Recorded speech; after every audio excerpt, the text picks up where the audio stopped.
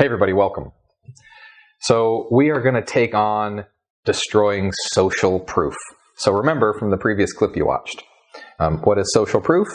Social proof is trying to convince or manipulate other people that you're great. Like, let me tell you how great I am. The neighbors like me and these people like me. And really what social proof is trying to convince people that you're worthy. Again, how does that show up for you if somebody's trying to convince you that they're great? Oh no, you should go to dinner with me. I'm amazing. I'm a nice guy. I'm a sweetheart. Right? And they're trying really hard to convince you. They're trying to talk you into it. Do you believe them? Do you trust them? Or do you start questioning, what are they doing? Why are they trying so hard to convince me? So most of the time, social proof ends up backfiring. So again, the solution to social proof is just to demonstrate that you're looking out for your client's best interest. The technique that we're going to take on today to kill social proof and demonstrate to the clients that we're really looking out for the best interest is to do a values elicitation. So this does a couple of things. One, it demonstrates to the client that we're on their side, that the sale is all about them. I'm not trying to convince them how great I am. I'm only trying to learn and explore and find out what they need so I can help deliver. This does several things. It bonds the client to me and me to them. It's a very bonding experience. Hopefully you'll see that here in just a moment. And it also helps me get clear on what they need and what they want. So really quickly, let's talk for a moment about values. So what do I mean when I say a value? Well, values are quite simply the filters through which we all make decisions, all of us, human beings. So where do we get these values? I think in the previous video I used an example, maybe like a car, saying, you might drive a big German Uber car because you have a values statement that makes me feel good. It makes me feel successful. Maybe my family is safer because I have this big German car. That's a decision that you made through your values. You might also have a little economy car where your values say, I should use as little fuel as I can to get where I need to go because it's just a car. That's another values decision. I have a buddy of mine that will only drive American cars because it's my job to support American jobs. We're in this together.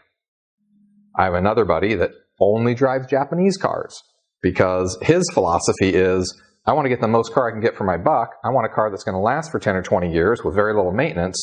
I'm looking out for my dollar. I want the most efficient car I can get. Who's right and who's wrong?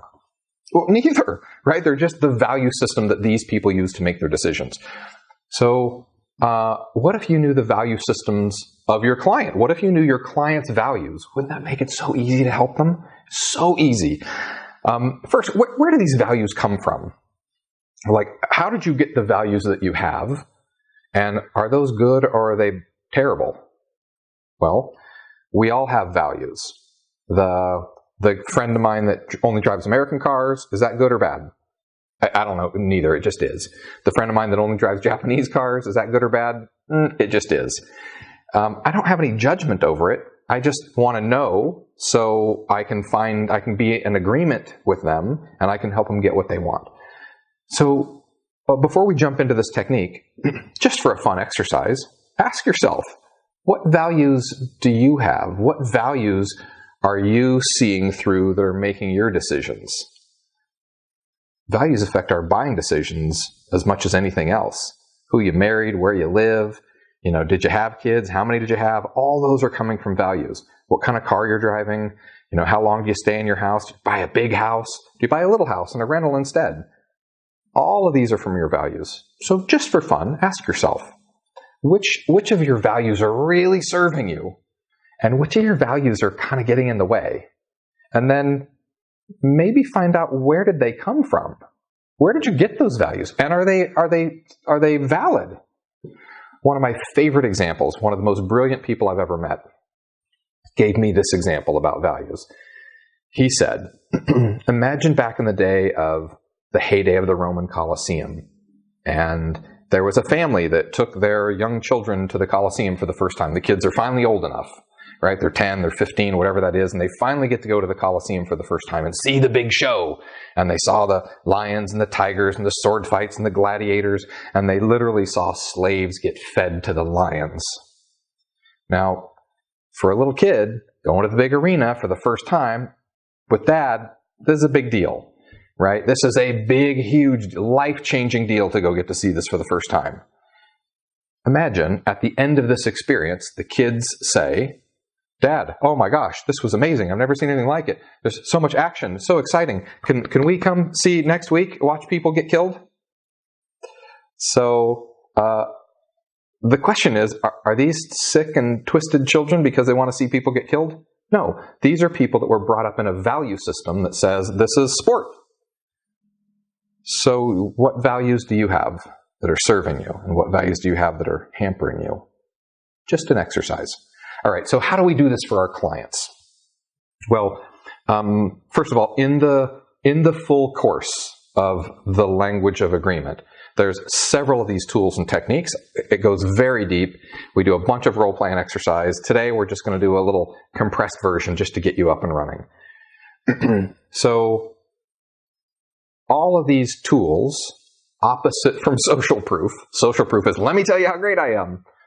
Eliciting values is not about me. I'm not going to tell you how great I am. I don't care. They don't care.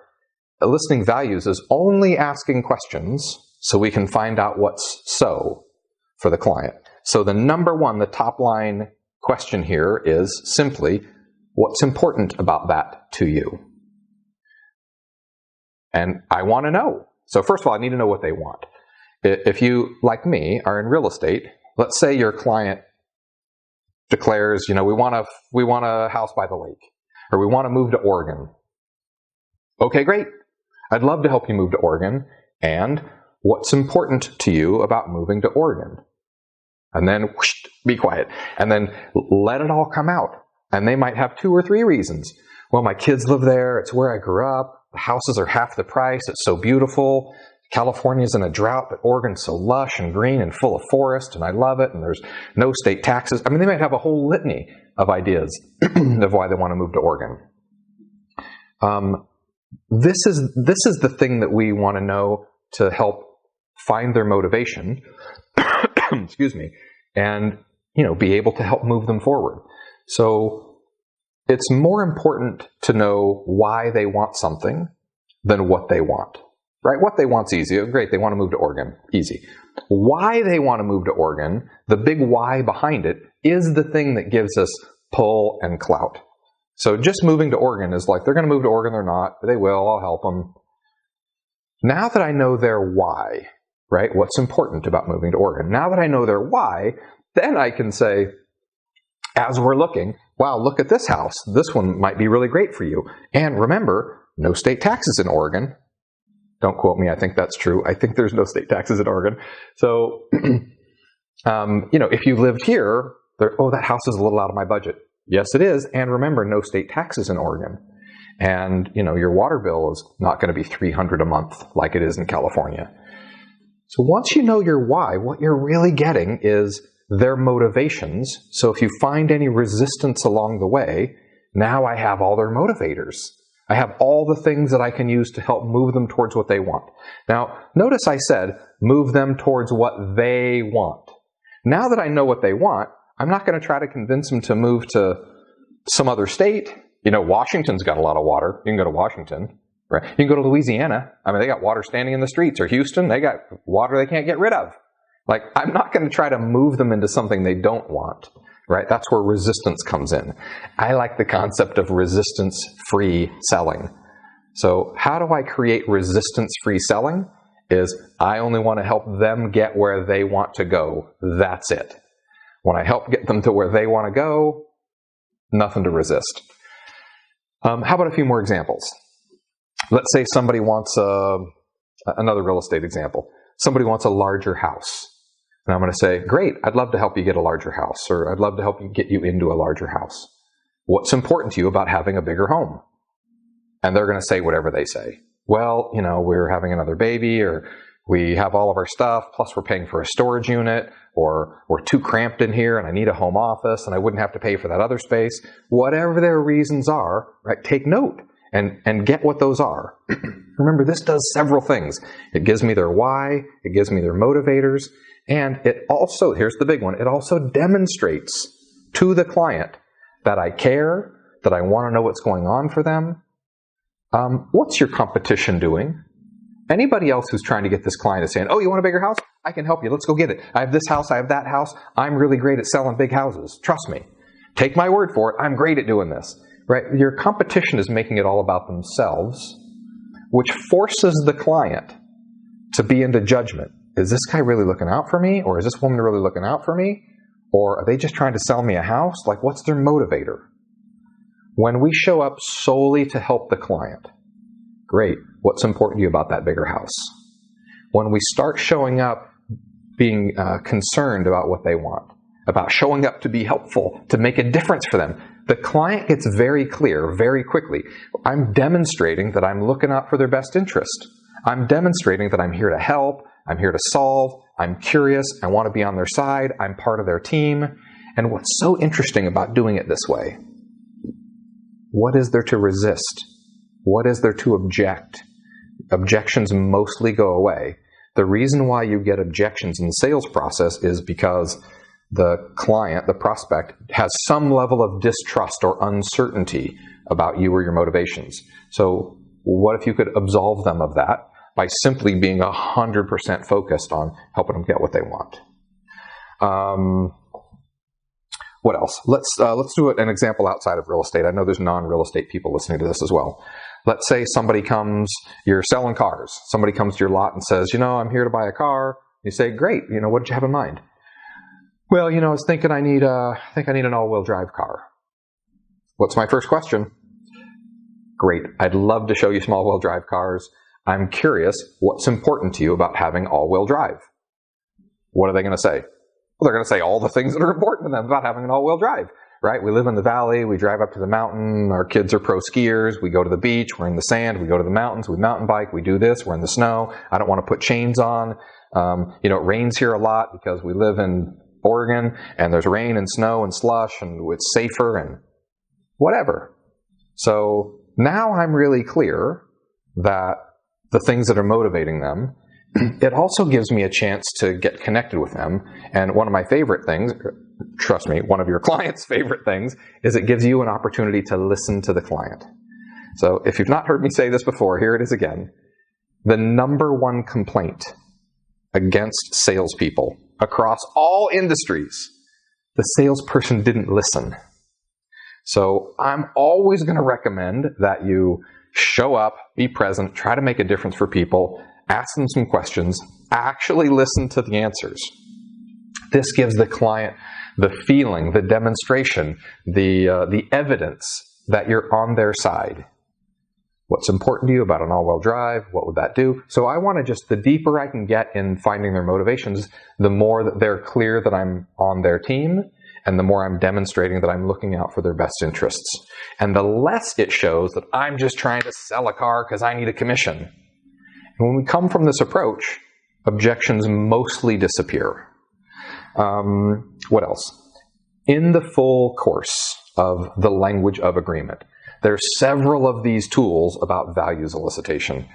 I just really quickly did one with a few examples. I just glazed over it. In the full course, we practice, we take it 3 or 4 levels deep, we role play different scenarios. One of my goals for this particular topic in the full course is that you do it enough times that it becomes a habit for you. So it is for me too. Somebody says, hey, I just got this last night. A friend of mine, stockbroker, great guy, called me and he said, oh, hey, something blah, blah, blah, I'd like to take you to dinner. And I'm like, okay, I'd like to take you to dinner and pick your brain about something. And I said, great, so what's important about this thing you're working on? I didn't even know what it was. I had no idea. It just became a reflex for me. Hey, I have this thing, I'd like to tell you about it, I'd like to pick your brain, I'd like your insights on this project. Great, what's important about this project? What is it? Right, so that gives me insight, it gets me educated, and it also demonstrates that I'm interested and has me be connected pretty quick. I'm not just trying to sell it, I'm trying to be connected. When we come from the place of how can I make a difference, how can I get connected, it makes the sales process so much easier, so much easier. So there you have it. I hope that you'll come join the full course, come learn how to do some of these techniques. This is just a quick overview today. And again, there's no such thing as a magic script. There's no thing like that that works. What there is learning powerful tools, communication strategies to connect with people, to solve problems, to make a difference for people, to know how to handle objections. It's something that's not scripted. It's just you being a powerful, brilliant communicator. When you learn the tools that are contained inside the Language of Agreement workshop, you will literally be a verbal ninja. It doesn't matter what objections you get. It doesn't matter what problems arise. You have all the tools and techniques to handle whatever comes up. So that's it for today. Thanks for listening. Really appreciate your time and patience. Scribble some notes wherever you found this email or this video. I'd love your feedback. I love to role play, so send it our way, and we'll see you very soon. Thanks for tuning in.